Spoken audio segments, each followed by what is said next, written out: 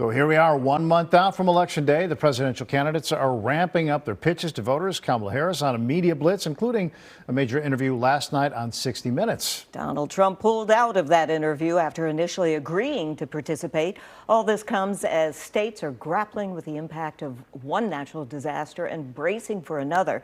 North Central College political science professor Dr. Suzanne Cha joins us now to discuss this. Let's stick with the media blitz and the fact that Harris has gone from one place to another, radio, TV. Though former President Trump decided not to go to 60 Minutes, he did go to Fox. How effective is this media blitz, do you think?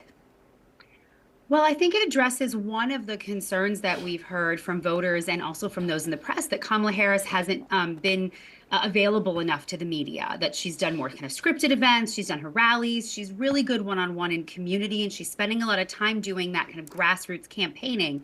But she hasn't been particularly available to the press sort of wider. And I think that what she's done this week with the 60 Minutes interview, being on The View, on Stephen Colbert, I think that has helped because we're seeing her in more places and hitting different pockets of voters.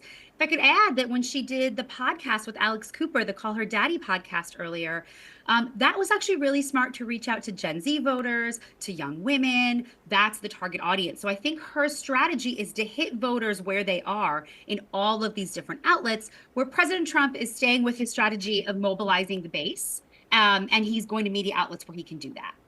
Professor, we're in between hurricanes right now, and Trump and his surrogates have falsely asserted that FEMA and the Biden administration have been providing hurricane relief to the exclusion of Republican districts. We've heard a lot of pushback from Vice President Harris about that. Tell me what you think are the real world ramifications from that kind of discussion.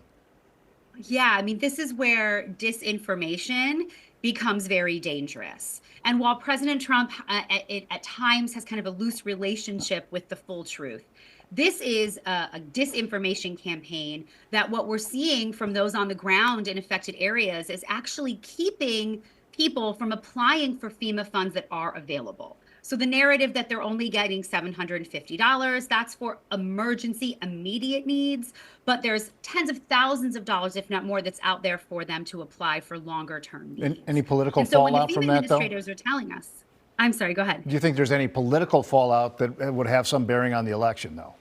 So this is a great question. And so I think the larger what we're thinking is that sort of the infrastructure, voting infrastructure in these places, is there damage to those places for people to go out to vote? Mm-hmm. But I wonder if, and I don't know if we can ever isolate this, for those who already sort of less likely to vote for President Trump, when they hear this dangerous disinformation, will it mobilize them even further, even more to go out? We'll have to wait and see what that looks like. I'd like to move to the voters. So we're getting a lot of text messages. We're seeing a lot of ads on television, on the radio.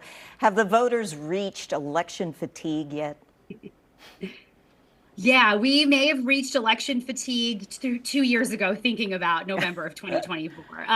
Yeah, the inundation of ads, and we don't get it as much here in Illinois as in swing states, of course, but the texts, the emails to donate, this is really what we're seeing more and more is donate, donate, donate. And right now, Kamala Harris has twice as much money as former President Trump in her campaign treasury. And so she's really pushing to get out, not just to mobilize voters, but also to get the money. And so again, your question, and we have some evidence to suggest that these emails, these text messages can actually demobilize voters because of this fatigue. They have to be careful and strategic in how they roll these out.